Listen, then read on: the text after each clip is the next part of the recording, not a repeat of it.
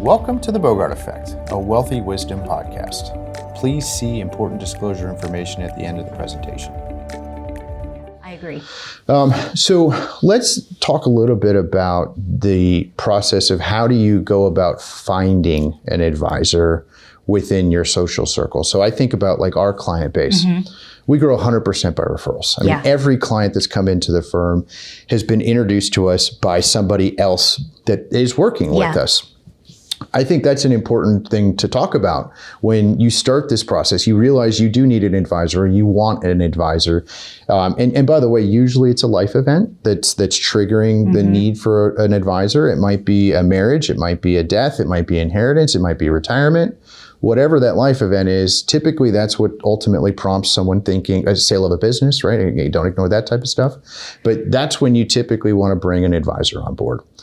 I personally believe the best thing to do first and foremost is ask your friends, right? Like, who are they working with? And if they can make a recommendation that could be aligned with your needs, right? Like Bogart Wealth, we've built part of our business on being the subject matter experts within companies' benefit programs. So we know those benefit programs extremely well. And yeah, I mean, it ultimately makes it to a point where we know there's value, specifically, we talk about this at the retirement process, but I think there's a heck of a lot more value that we're delivering outside of that. Oh, yeah. But I mean, the comment that I'm going to make is that you really should look for a referral first before even going to internet searches, right? So the reality of it is that, you know, you can have search engine optimization and search engine marketing campaigns to elevate keywords and things of that sort.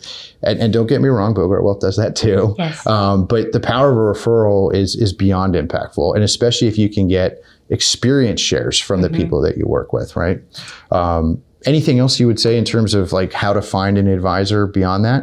I agree with you 1000%. So when looking for an advisor, asking your friends for referrals, you want to go to who your friends trust, right? Who the circle in your life, who they trust to go to.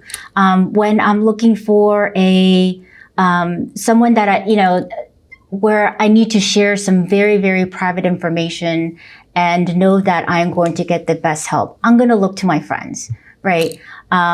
So, it's one of those things where we were just talking about this before we started this podcast, like, doctors, lawyers, financial professionals, they're not really the type of services that you can just Google and find, right? It's by word of mouth. I want to go to who you trust because I know you and I trust you. So I think that is absolutely the right way to go.